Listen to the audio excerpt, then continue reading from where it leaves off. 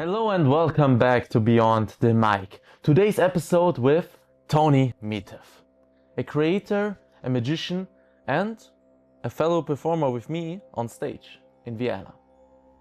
Hello everyone. The first question that I always ask, how did you start it into magic?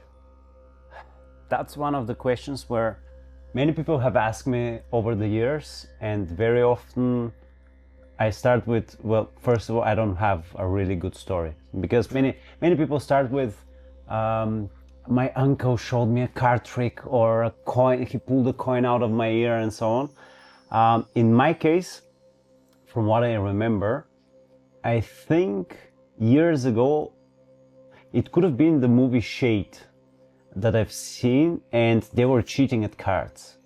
And I found that fascinating. And to a degree, I wanted to be able to do that as well. And I started looking into it, searching how this is done.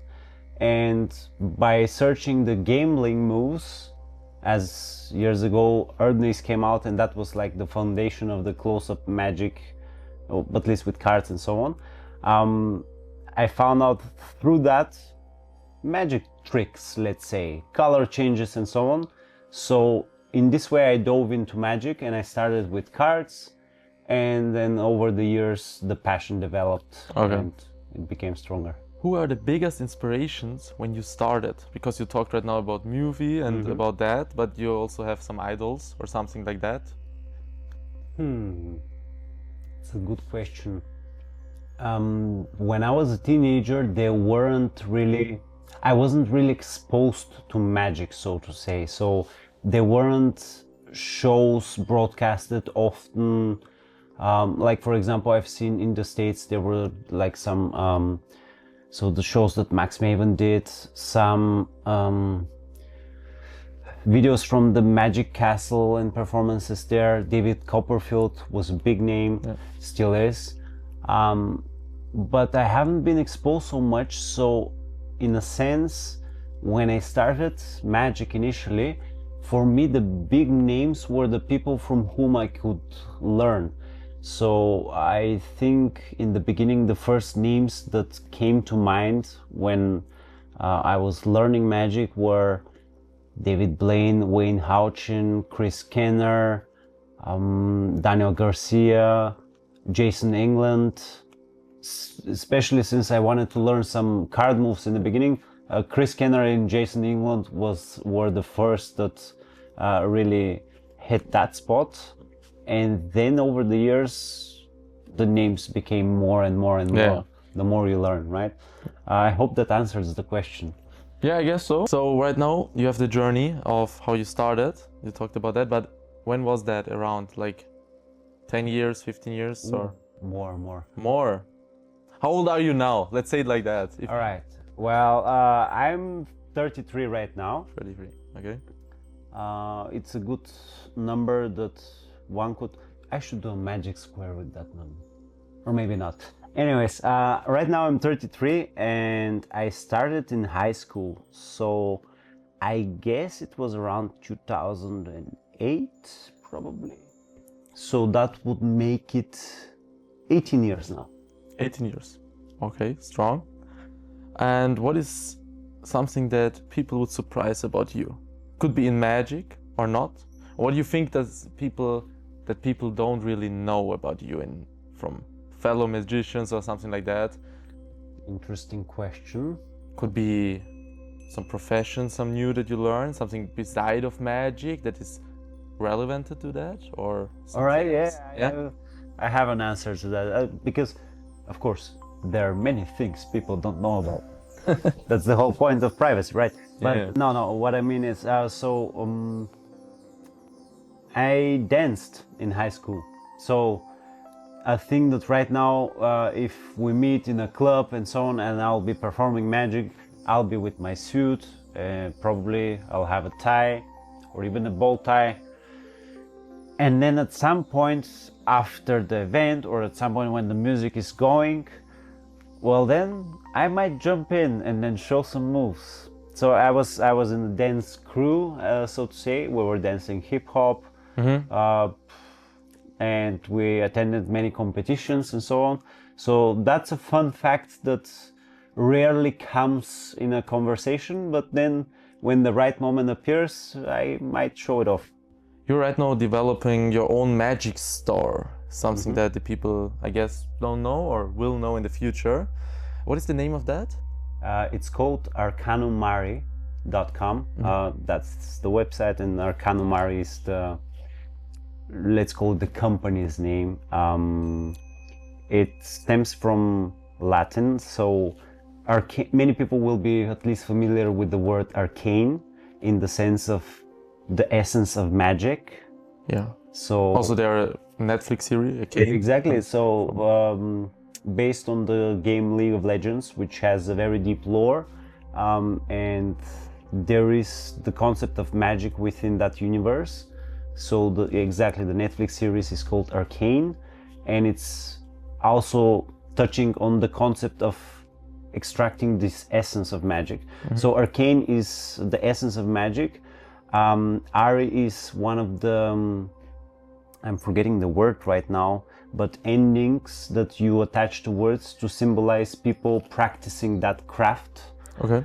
So I was really looking at to how would I like to portray what I'm also trying to achieve, because I like the art and the craft of magic. And within the things that I'm developing, of course, some of the things are, you could say, even consumables that everyday magicians would generally need, but also some of the effects that are then developed are trying to exactly bring the level of magic, add something to the magic, add something to the craft, and add something that would be shared with other people so that they could also use it. So that's the basis of the name.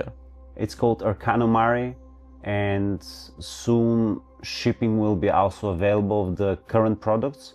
And then there are some nice things stored for later and right now in development. And I'm really looking forward to share that with the world. Yeah. So your own products. Exactly. Okay, we have the one thing that I guess everyone knows from Blackpool. It's the... Stay like that. Stay. I'll just... Yeah. This. The Memolizer. Exactly, the Memolizer. But that's not the version that we know from the Rusking bar, let's say it like that. Yes. Okay. This came to my hands during the period between Blackpool and now. Because the version that I have been developing for years, so yes, I have been working on it for years, not completely actively, but at the same time, when I got the idea of actually trying to develop the device by myself for production, then it became really apparent how difficult it is to actually produce a product, for just mass produce a product. Do you have any details on that? Like, what is one of the problems that, let's say, some younger magician who wants to create in the future or bring a product out could look forward? Well, let's put a pin on that for the moment. First, let me share something about this one, so that then we have context. So this is a device which allows you to, first of all, have you seen Men in Black? If you have seen, for the listeners out there, in the Men in Black movies, they had this device called the neuralizer that they would use on lay people that have seen the aliens and they have to forget. So they'll pull out this device and then they'll flash them with a strong flash, and then they'll forget everything. My device works the opposite way, where right now this current prototype I have in my hands looks very similar, or I would say even almost exactly as the device in the movie. It's black because it's a prototype, and it extends, and then when you click, it produces a flash. But in my case, the flash brings you memories from the future, or it creates a thought in your mind.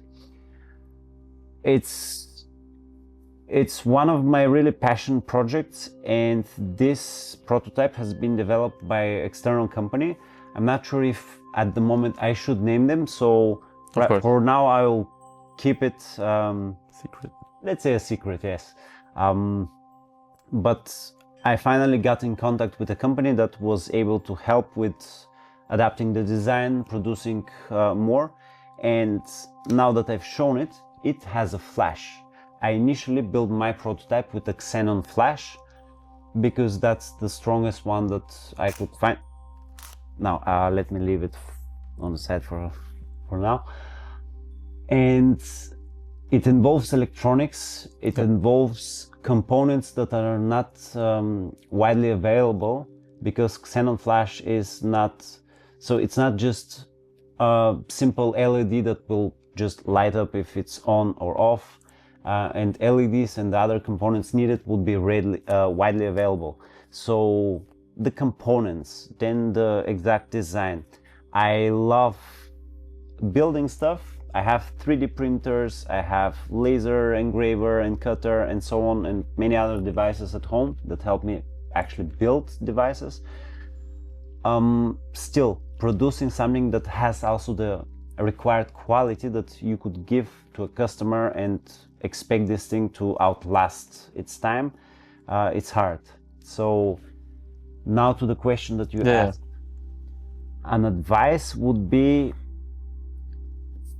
first of all, when you have an idea that you think would work, or you have already, because first you gotta have your own prototype, right? So you don't start from nothing and then you directly want to go to production. You start with, you create something for yourself, you test it, you see that there is something in it. The potential. Exactly, there is potential. It works actually, it actually works. You have performed it for a while, you see that the people react to it, you see that you add to magic. We again come to that. When you're producing something, you have to add to magic, not subtract, not take an existing trick that is a routine, an effect, a gimmick, and then actually make it so that it fits you, but at the same time objectively make it worse, so that for other magicians you have to add to magic. That's my opinion. And when you have found such an effect, right now you already have it in your hands, you have made it in one way or another, it might have even been very expensive for you, this first gimmick, let's say, if we're talking about gimmicks, because we're talking about physical products, right? Yeah. Because that's what you produce. If it was just sleight of hand, that's another story. But if it's a physical product, now that you know the steps, do as much as research as you can about how this would be produced generally. If you're able to execute all of the steps and you want to also do it yourself, then just go with it and give your best. If there are really difficult places that you don't know how to, for example, if there is, let's say, electronics, some complicated electronics that, and you have no idea how to actually do them, or create the circuit boards, print them, so on, so on, so on, then contact people that can. And if the idea is really good, then you'll have success with it, for sure. Okay, very nice. Now you had your own opinion on advices right now, like what you learned over the years with creating, with your magic and all of that. But is there an advice that you received that you would like to share to the audience? You can also think about that, if it's like, I don't know, from persons or someone like that, and it's difficult to form now. It's interesting that you mentioned him. I would have also mentioned him as one of the people that inspire to be better. So we're talking about Perseus Archimanes, a magician from Greece who is excellent storyteller, and he is also putting meaning to magic, because magic is, as you if you've listened so far, you would have noticed that I think once I used the word trick while talking about the devices and so on, but I'm really trying to avoid that word, because yes, what we're doing is tricks. It's magic tricks, and there is the contents in a magic book. They list the, and here I'm still having difficulty even saying tricks, because they're not tricks, they're effects. What we are aiming to achieve is magic, and magic is not just showing a trick that you just learned from YouTube, because everybody could go Google something, search something, find a video on YouTube or somewhere else, learn how a technique is executed. If it's not very slide heavy, maybe even execute it perfectly the first time and then go and show it. But that would be performing a trick rather than performing magic. So you would also say that magic is more about, right, the feeling? Because like if you separate now the trick and the feeling, because magic is the combination of, in my case, the feelings of the spectator watching or experiencing the magic trick. They say obvious now trick because they experience a magic trick, but performed in that way that they experience just magic, just the sauce, or how to say it, like completely. Yes, I get what you are meaning, and I agree with it, because that's also my view. Magic is the culmination of everything surrounding the effect that you're performing. So if right now I take the deck of cards lying on the table, I spread the cards, you name one, I spread them backwards, and suddenly your card is turned around, let's say, for the sake of it.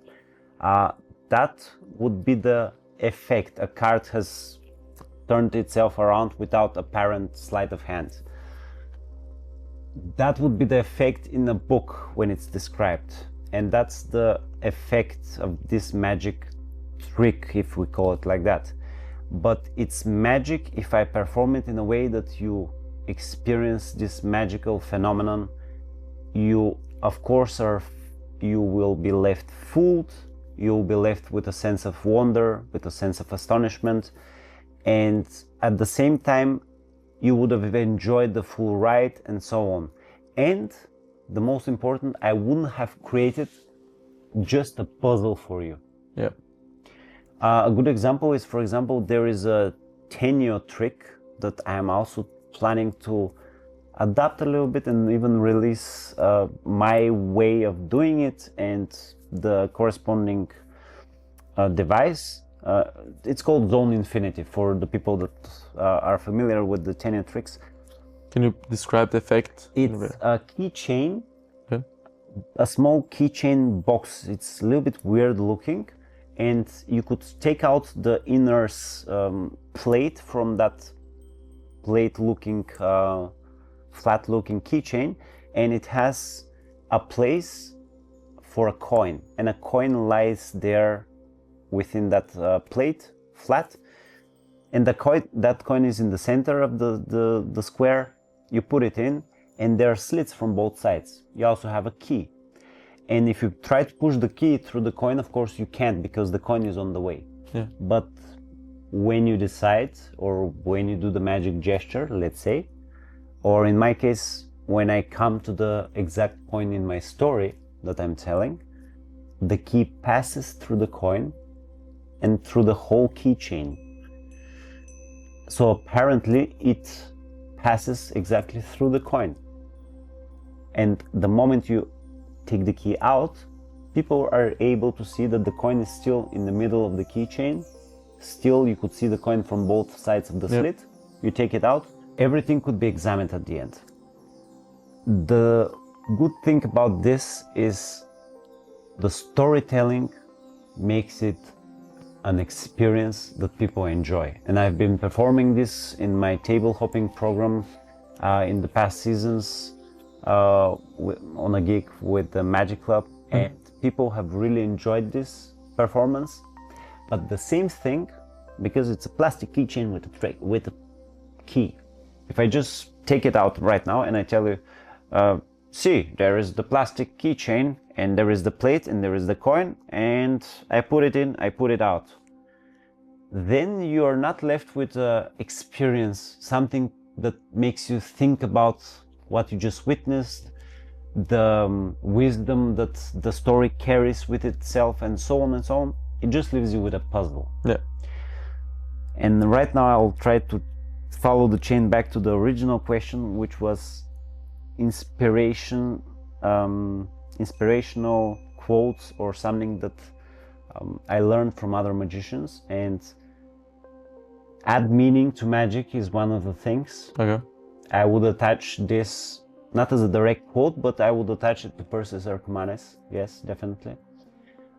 Shane Cobalt is also one of the magicians who had influence on the way I see magic, and in his case I would say, as he put it, do better magic. Just do better magic, because we sometimes are, you could say, lazy.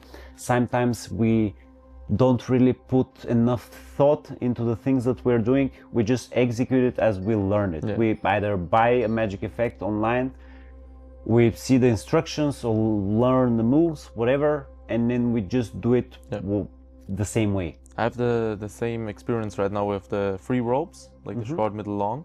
I just performed the regular routine since like 3 years, and I was like, just okay, if I need something in my show, like 3 or 4 minutes, I take them out, I perform it and put it away, and that's it. And now that I'm trying to experience other forms of magic, like not only cards, coins, or stage stuff, I want to see some different stuff like ropes. I thought it could add up to a little stuff. And now I witnessed there are gimmicks in rope magic. Like, I was not thinking of that the whole time. I was like, yeah, they are coin, but okay, you can take 2 magnets in that and combine it. Ah, interesting. What can you do also? And that changed the whole way of the same routine. Yeah. Like, let's say the cups and balls. Also yesterday, a friend of mine, Joel Pablos, showed me a routine. And I'm not sure, but he showed me cups and balls. That one I'm sure. And then he used 1 chop cup. So 2 normal and 1 was a chop cup. For the listeners, chop cup is like a gimmick cup. Yeah, I don't need to say more. And this combination in the 3 cups game changed also completely my way of thinking right now, because the routines are evolving of so many different steps just because of a little change. Many people have praised also the Cups and Bowls by Adam Wilber that he released some years back with Bullpine Creations, which were coffee cups with small coffee beans, big coffee beans, and also the cups, either all of them or one of them was a chop cup, and that combination was really interesting. But going back to you mentioning the Professor's Nightmare and the ropes, since we've known each other for many years now, and I've seen most of we've actually performed most of the times together.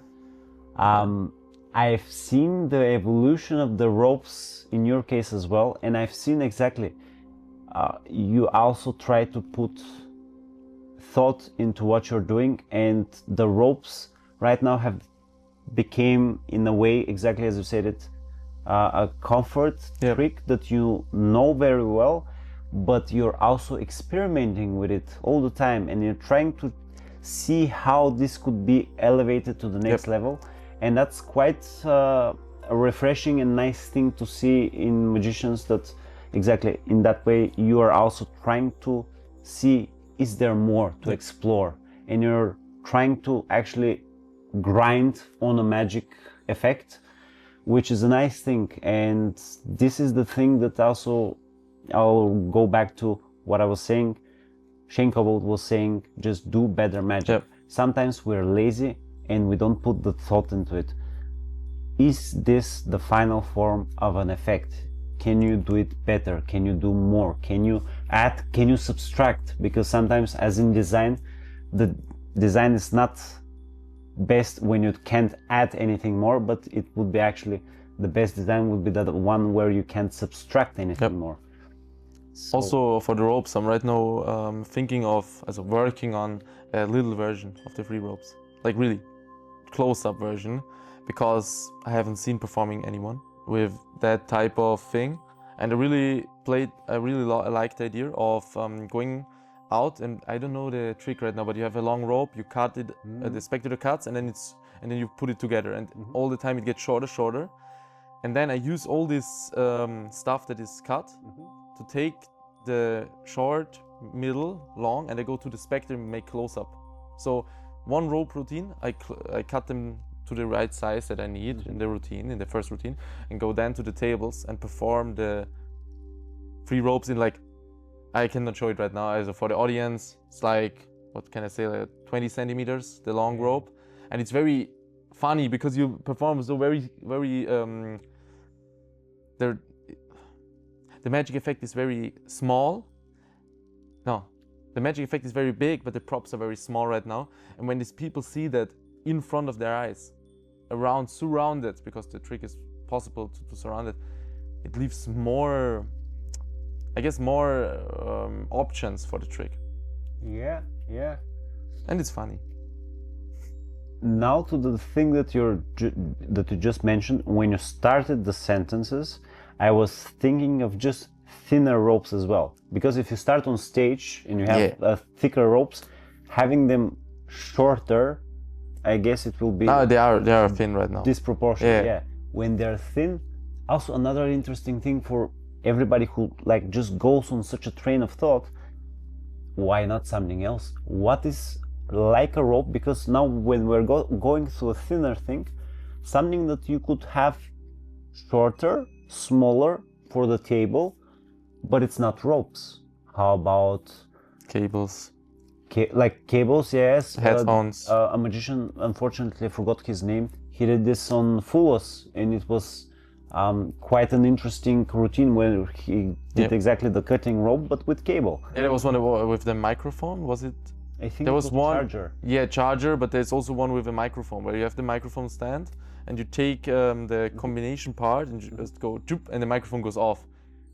And then you go it together, and it's also a very nice thing because the cable was not a cable, it was a rope, but it looks like a cable, and then here's the rope routine, something like that.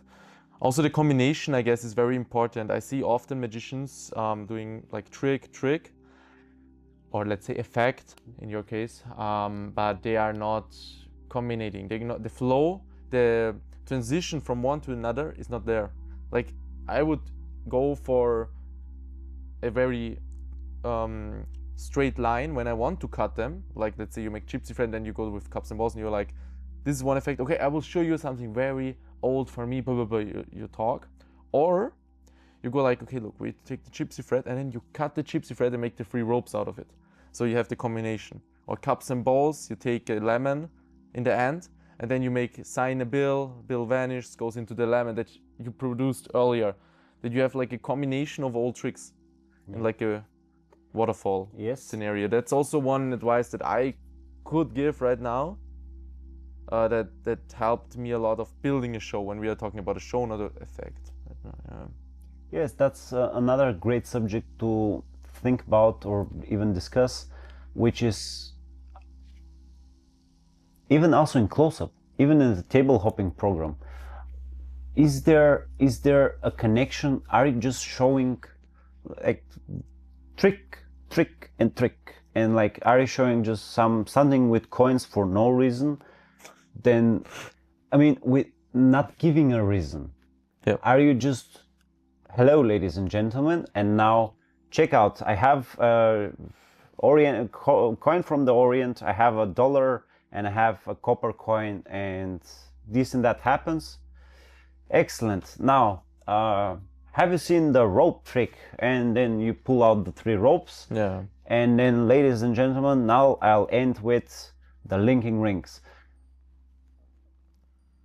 Are you adding a story to it, first of all? Are you connecting the thing? Why did you choose those 3 effects to combine when you're approaching a table? Yeah, the whys. The whys. Who is the whys? It's also in life, like most of the time. Like you have a problem, not, oh, I have a problem. No, why is the problem? Oh, it's because I cannot go, like, I don't know, train because I have no ticket. Okay, why you have no ticket? I have no money. Okay, why you have no money? Because you don't work. So all the time in the same in magic. Why? Exactly. And if you can answer the why, you can also answer your routines. Also the sound, I guess. You can also, what is for you important when you perform? Let's say you are like your character. First of all, your character. You're like the mysterious guy and whatsoever, and you don't want to be funny. Then you write that down and you say, okay, now I need to make a table hopping program. I don't want to be funny. I want to be like that. And you have something. Then you have, oh, can I make music? No music. Okay, what is about the audience? How many people are there? Okay, let's say you will do an effect with 4 people because there are tables with 4 people. Or you can make a gambling routine, very serious. Boom, boom, boom. So all the little aspects in one makes a routine more likely liked by the spectators because they feel into it more as it was planned just for their table or just for this event. Yes, but I think right now, to a degree, we're expanding to different subjects. Yeah, of because course. you mentioned your character. Character building is another subject that we could dive and speak for hours as well. We have time, so like 1 hour. Of course, it's for example, I can speak about myself. I can give advice to, if you're building a character, how would you go about building it, which character should you choose, and so on. That is generally personal thing that, unfortunately, to a degree, you have to find for yourself. But really, you have to find what suits you, how you feel about it, or what you want to portray if you have an image that you want to follow. If you want to be mysterious, if you want to be creepy, if you want to be only funny, if you want to be the clown, and so on. I personally want to be myself, but a little bit exaggerated. But I find it easier to be authentic when I'm myself. Okay. And of course, that's generally the valid for most people. When you're yourself, you're authentic. That's kind of the meaning of it. So I'm trying to bring myself to the tables, my character, my humor, and then build on that when we're talking about character.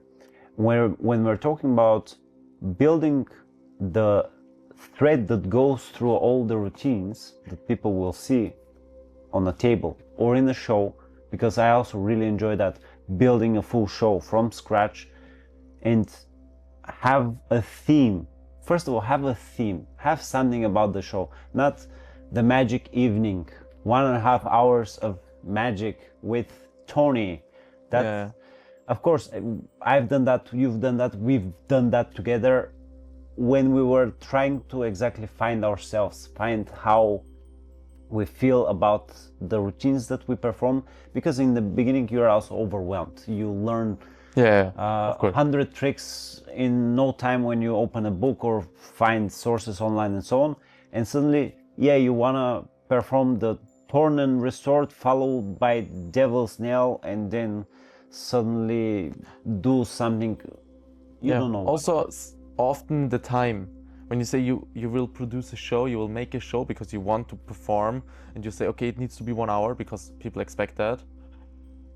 And then you have that all the tricks, and you're like, okay, but I have not that much stories. I'm not the tricks are all not planned because you're beginning right now. That was in case my thing. I was doing like devil's nail. I did that effect, and it was not really following into each other, but still it was a show and I learned a lot. But then I was like, okay, this effect, the cups and balls, were better than the others. Why? The story was finished. And then I added up, okay, this routine has also, devil nail has now a story, so 2 effects are better. And so by performing, focusing on one effect to another to go beyond that. The most valuable thing throughout these shows that we've done is experience. And actually this is an advice, it's not an advice, but a tip that I would give to people, which is try to get experience. this is the most valuable thing in our profession, let's call it. I also see it like a video game, but I would say it like that, but in the context of hours that you perform. Let's say you play some random game, I don't know, Fortnite or Valorant or anything, League of Legends.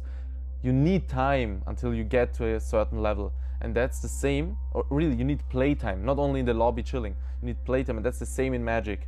Because I could say that we had down here in the theater in the last years over 50 shows, I would say, minimum. I would say like that, and they're like 1 hour, so you can expect about 50 hours of really experiencing on stage. And 50 hours in a video game is the same into Magic or in anything of crafting. You are in a level that you know now, okay, I know when I go on stage what will work, what not, and then you add it up. Of course, when a new topic comes in, like the show in Baden, right now, we are completely lost because we have not that much shows in that field or in that scenario. But it still helps. But it still helps, yeah, of course, yeah.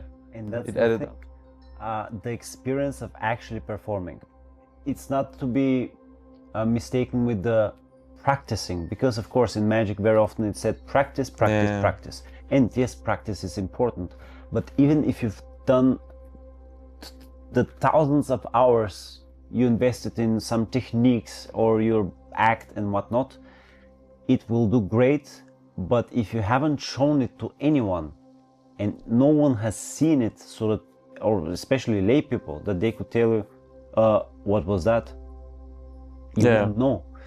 And that is the thing. Experience in front of an audience is so valuable. So search for it, try to find it, and act. Just go for it. Even if you feel uncomfortable or there is some uncertainty, you will fail.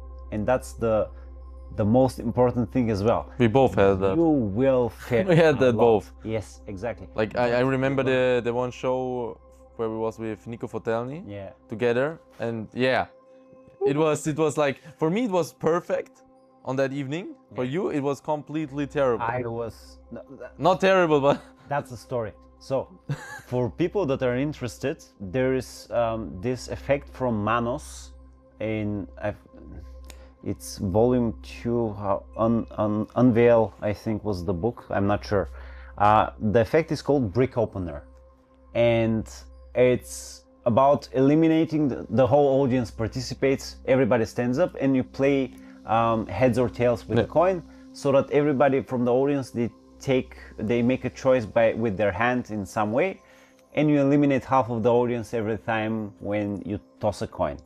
You toss, and there is a secret to the effect, and there is also a person of interest, let's call it like that, within the audience. And I'm doing this effect first time there. And that person... you trained it before, of course. I trained, but that's the first time in front of the audience. And that person of interest didn't either follow the instructions that I gave or didn't want to be bothered and took a seat. And he sat down when he was not supposed to sit down. And I panicked because first of all, I didn't have so much stage experience to go around something going sideways. I didn't have experience with that specific effect. And suddenly I became pale, sweat started dripping around me, and I lost my words. And people feel that as well. Yep. In the future, I've performed this effect multiple times. It has happened the same thing also on some of the following performances. And then the audience didn't know anything. Everything went according to plan. Yeah, of course, because you just switched the plan. Exactly. But I changed the plan, and this is exactly what comes with experience. So you have to fail sometimes to learn a valuable lesson. And also you could see it with very well crafted magic effects that you buy. When someone starts telling you out of experience, by the way, when you take the coin and put it there or do whatever, pay attention that for example, this thing is really flat, or this thing you hold it really tight, because otherwise this and that could happen, or this could be seen by those people, that's the angles, and so on. And those are advices that people give from experience. So experiences, and because they failed, most importantly, failing is one of the best things in magic or in anything that I experienced, because I failed also sometimes. The best. But I mean, nobody it's not the best, but nobody. You grow out of it. But grow. I had one thing last time. It was the show like 1 week ago, and I failed also with an effect. It happens, but it was not that difficult. I made the invisible touch. You touch someone and the other lifts the hand. So let's say it like that. There was a rat touching the person, let's say it like that, and I performed everything, but the rat was not biting. It was biting, but the people was not raising their hand.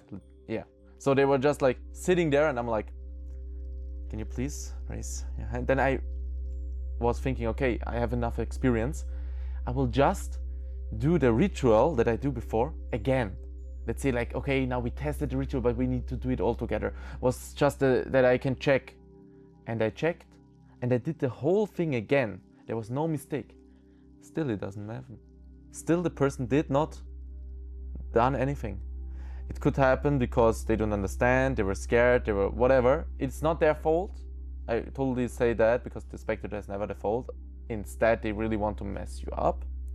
But in that case, I switched the plan, and I was like, okay, now hold your hand, and you will need to put it down. So I started with that effect. When you feel something, so they hold the hand, and in any moment they need to put it out, because it gets heavy, and they feel awkward, like in that situation when nothing is happening, so they put it down. And that's what I hoped for. Also, let's say like I smashed the button a lot, and they were punched into the face. But that's a good improvisation on the spot to also find a way to still rescue the but that was like after what, I'm now 10 years into magic, and like when I say in the first year I performed, this weird effect where you take a card and you're like, what I wrote here? I'm a mentalist. No? Or not no, but they say no, and then you turn over and it's no. I performed that, and the person was like, yes. They just answered yes, and then wait, it's more funny. That was a stooge, and I said to them, please say no. So they really wanted to mess me up, and it was my first show on a birthday with 100 audience, and I'm here, and they say yes, and I'm like, yeah, I'm trash. And I put it down, and I was like panicking, and then I made the rope trick, and I was like, exactly in the struggling. beginning. In the beginning, that's the worst thing, because if you fail around the beginning, then suddenly everything starts going downwards. But at least now we're here. Yep.